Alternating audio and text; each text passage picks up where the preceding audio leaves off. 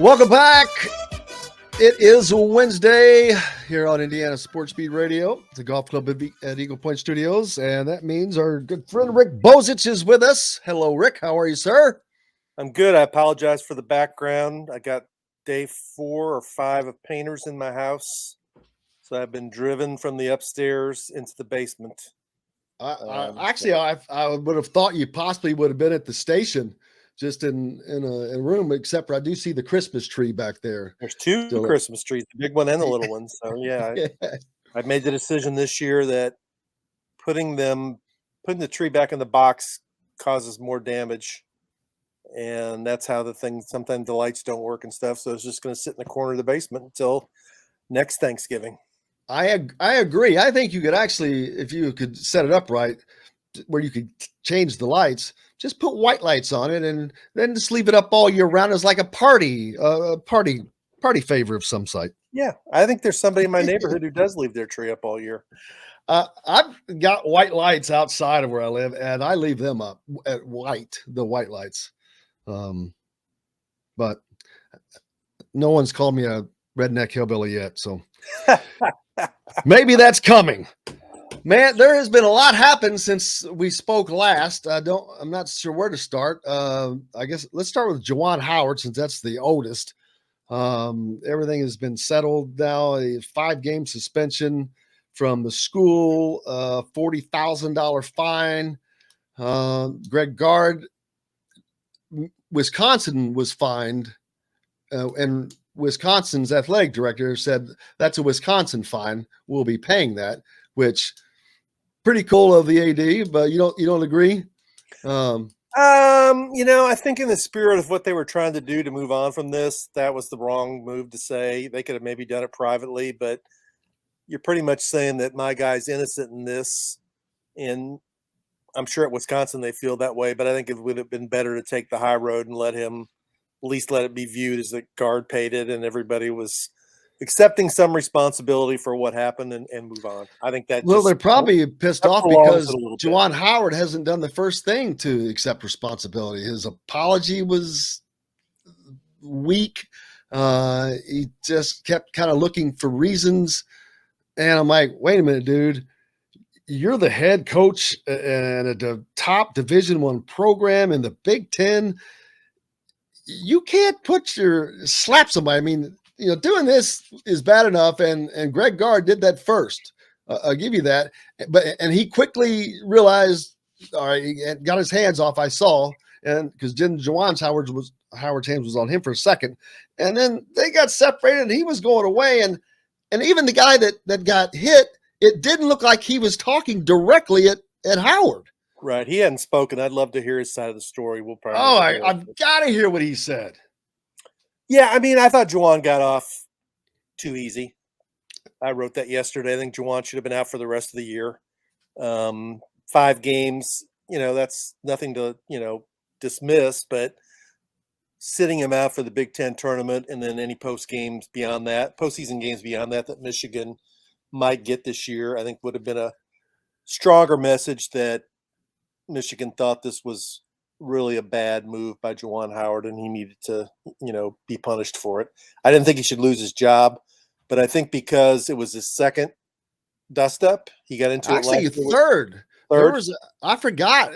I think because I thought there was just 2. Apparently, he had something with Chris Holtmann.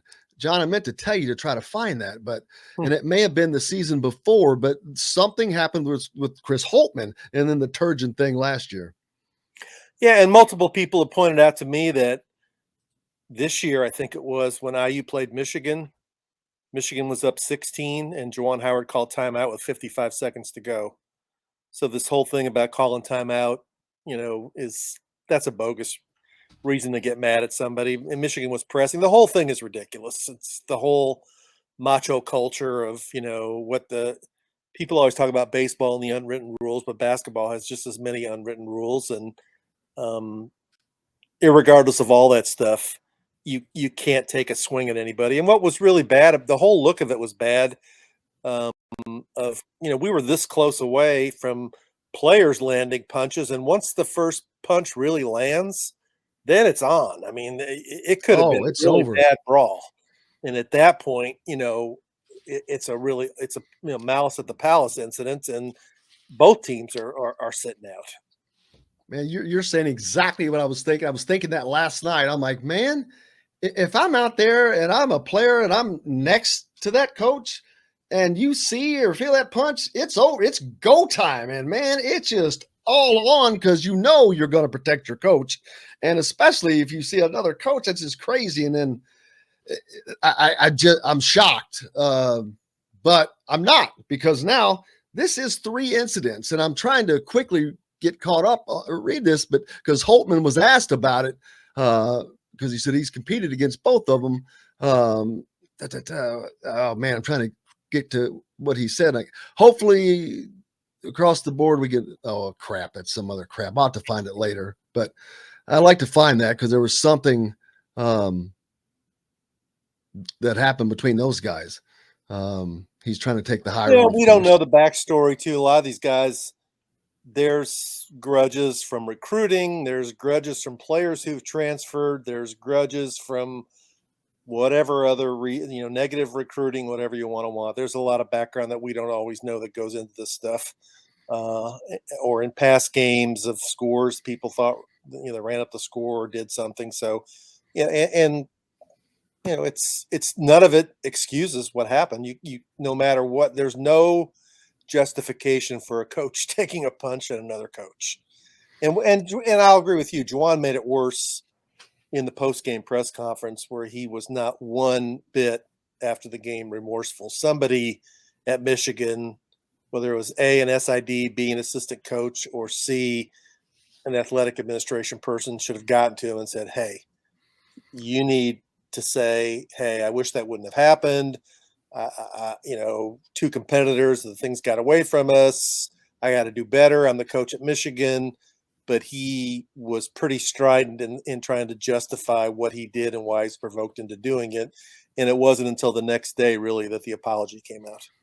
When he was told how much of an ass he looked like and said, hey, you probably need to do this. Oh, okay. Right. Because I also, and it may not be fair, but I'm like, all right, I try to imagine, of all the crap that Bob Knight did, if he did this, it would not be a 5-game suspension. No, he'd be fired. And I know he had all the other other stuff going up to it, but this is a whole different thing. I'm like, swinging. What if he had hit a player by accident? Because they're all in that close proximity, because he had to reach across somebody to get to that dude. It wasn't like he was right in front of him. And right. I think that Juwan Howard has shown that he clearly has an anger problem. Anger problems, yeah. A severe anger problem. And this is way early on. So I'm sure maybe he can get past it. But now how does it affect Michigan? Of course, they've got a great coach there with Phil Martelli backing them up. I mean, hell, they may be in better shape right now going down the stretch. But they are fighting for a Big Ten spot. That's a team that Indiana fans want to see lose. Yeah, do they play tonight? Does Michigan play tonight? Is tonight's their first game since that incident? I think it is. I think you are correct. Pull that Indiana schedule up. Yeah, I know last night Michigan State got pounded by Iowa. Which you talk about an up and down team there, and one that has gone from the mountaintop to dropping. Is Indiana the only game Michigan State's won in like the last 5 or 6? I think it is. It's kind of like the time that Michigan State was the only game in Indiana won. All right, where are we? Damn it. Every time I open it up, it moves on me. Get over to the Big Ten. Hold on, I can tell you. Too slow. Michigan. And is at home against Rutgers tonight. They got 4 straight home games. Rutgers, Illinois, Michigan State, Iowa. They play 4 home games in the next 9 days. Now, so I'm assuming 2 of those are probably makeups, because you rarely ever get even 3 straight home games. Right. But there you go. What a benefit that is for Michigan to help overcome this. Their last game's on the road at Ohio State, but you've got Iowa at home, which probably winnable. Michigan State at home, very winnable. Illinois is going to be tough. Probably, I don't know if they win that one. Rutgers, they could win 3 out of the 4 of those pretty easily. They could. Although aren't 2 guys sitting this game tonight, so this would be the game that they could lose. And I looked it up. Michigan State has lost 5 of its last 6. The only game they've won in the last 6 was that game against Indiana. So they're definitely in a steep decline too. Yeah, and the good thing that Indiana fans need to remember is it's the other teams that they're fighting to get into the tournament against. Right. It's not these better teams. They're already in. You got to hope for people like Michigan to lose because that's someone would take up a spot. They better beat Maryland tomorrow, otherwise then it's over. If they don't beat Maryland, it's over. Absolutely. I go back and forth between that they have to win 3 out of these games or 2 and 1 in the Big Ten tournament. Probably 3. 3 would get them in for certain. If they win 3 of those games, they're in. Lenardi still had them in yesterday in his first 4 out. I think Mike DeCourcy probably has them in his first 4 had out. him in or out yesterday. He had him there in his still the last 4 in rather. So they're in a play-in game in Dayton. Is what you're saying. Of course. Maybe Archie can come back and coach him. Well, after watching the offense the last few games, it looks like he still is coaching. Isn't that amazing? I think the thing that's been most frustrating for everybody is these end of game situations where Indiana just looks like a 6th grade team that just doesn't know what to do, run around and jacking up silly shots that don't have a chance to go down. Jim, I think we talked about this from the very beginning of the season. I guess you could define it as 7 guys you would consider guards. They don't really have an elite guard. Most other teams do have at least one. You got to have a guy in the backcourt who, A, gets the team into the offense in late game situations, B, can score in several different ways, whether it's make jump shots or get to the rim, and C, can make a play late in the shot clock when the offense breaks down. They don't have that guy. Haven't had that guy really since Yogi Ferrell, maybe at times Robert Johnson, but they really haven't had. I mean, look through the last 5 or 6 years of the Big Ten. They haven't had one of the best guards in the league for a long time. That's what they lack. And you can go down the roster of every guy and say, okay, Xavier Johnson, inconsistent, pretty good attacking, good defender, not really a guy you have to worry about consistently shooting the ball. And sometimes they can get into his head and get his mind off the game.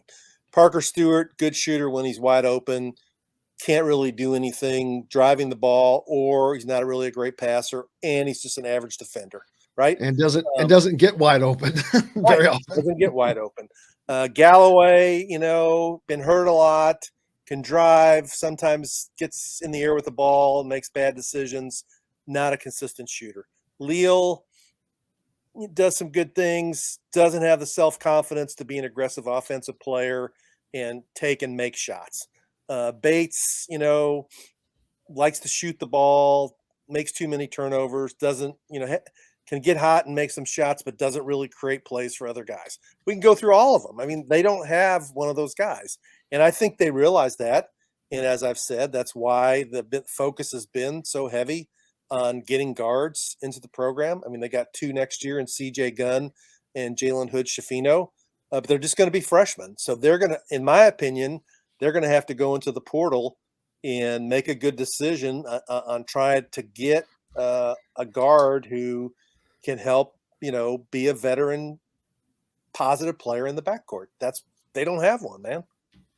They're going to have to hit 2 home runs in the portal in the front court and the back court, because you've got to replace Trace Jackson Davis with someone who can plug right in. And I agree with you, because I've said that. Race.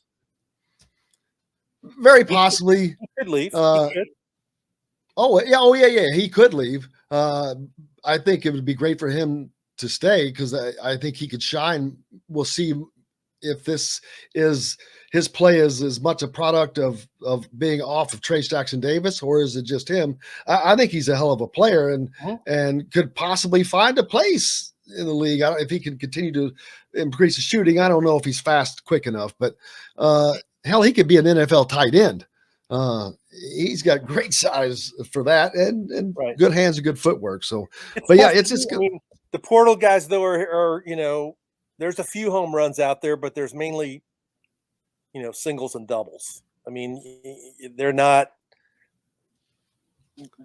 a million of the guys out there who are going to come in there and be Oscar Shibwe or some of these other guys who go into the transfer portal and other programs. And the guys that are that good, there's going to be a tremendous amount of demand for, and you better have already identified them and started at least thinking about laying the groundwork. Because, once the season ends for most teams in about 3 weeks, dudes are going to be going into portal like right away. And so you better be able to make your move on them. I mean, it's going to be like baseball free agency in like 3 weeks, because this is the second year of it. I think more and more guys are going to keep doing it. And that's part of the issue that they didn't get to do that last year. They basically got the scraps, the leftovers. And then you had to take leftovers and weld them in with a lot of pieces that weren't ready, not Trace Jackson or Race, or Rob Finney, but everybody else, mostly freshman guys or all new faces. And so they just missed out. Michael Durr has been okay, but he hasn't really done much either. So, but. And I hate to say the Finney factor has been a huge impact, but it's enough of an impact that it could have affected maybe 1 or 2 games. Because, when in those 5 games, there's a chance he might have had one of his really good games and made a difference. And a couple of these games they've lost by a possession or 2. I mean, how many games have they lost this year where 1 or 2 possessions would have made a difference? Syracuse, both Wisconsin games, Ohio State, at Penn State. I mean, that's 4 or 5 right off the top of my head. And it seems like Northwestern was another one. It seems like a lot of the close games, the games that come down to, it's a toss up in the last minute or 2, they don't win. In my opinion, they don't win because they don't have that dude who's controlling the ball, who's making the plays. Plays. What he keeps saying that they don't know how to win all, and you know what? I don't mean to disagree with Woody, a great coach, but that's bull crap. If you compete from little league up, you freaking know how to win. It's not that they don't know how to win. They're making dumbass mistakes. They're not doing the things that they should be doing. They're not finding the guy that they should be trying to find, and they don't seem to have a plan. That end of game against Ohio State was just horrific. It was from burning the last 5 seconds where you could have gotten a shot off. Xavier Johnson, the one thing he did great all night against Ohio State was get to the rim and get fouled, and he was 10 of 10. He could have, with the length of the court, and I promise you, would have drawn a foul and went there and won the game. Well, and I think people are tired of hearing, got to get them over the finish line or got to teach them how to win games. You can say that in December, but it's almost March. And if you're going to teach them how to get across the finish line or teach them how to win games, it would have been taught by now. There's some kind of a breakdown here, whether it's, they don't have the personnel to do it, or they're not getting the message, or they're not being taught how to do it, whatever it is. I think by this point in the season, if a team is going to figure that out, it would have been figured out, and it's not been figured out.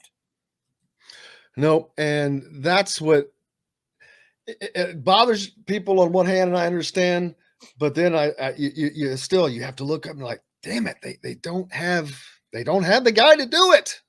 But I think the thing that's frustrating is when you know that you don't have the talent to do this, well, you have to rely on hard work. You have to rely on this, or you have to rely on fundamentals, or doing the one thing that you could do, get the ball inside against Wisconsin. All you had to do is feed the freaking post all night long. I don't care who they brought out. They could brought Rick Bozich in next. Feed Rick Bozich. Feed Rick Bozich. Feed whoever's in there. And they stopped doing that. And it's like, why? It's like walking down the street. The baskets were so easy. And it's like, okay, that's enough of that. I'm going to get mine now. And I don't understand that mentality. I just winning. I'm like, man, that works. Let's kill them. Let's just pile it up. And I don't understand where their thinking is. Well, it's going to be interesting to see how they respond because they need to win the next 3, and I guess they'll be favored in all of them. I haven't looked yet. I mean, they should be favored against Maryland. Minnesota's really gone into a tailspin, but it's still a road game, and Indiana's only won 2 road games all year. Got to win that game. And then Rutgers at home, and Rutgers is playing really well. They're no lock to win all 3 games. And is Junior back with his hand injury? Ron Harper Jr.? Yeah. I'm not sure. I don't know. I know I can't remember if he played the next game or not. The last I saw was they were waiting to see if he was going to play because I knew he had hurt his hand in the game before. I'm like, well, yeah, he played 33 minutes against Purdue and had 12 points, made a couple of threes. So yeah, he's back.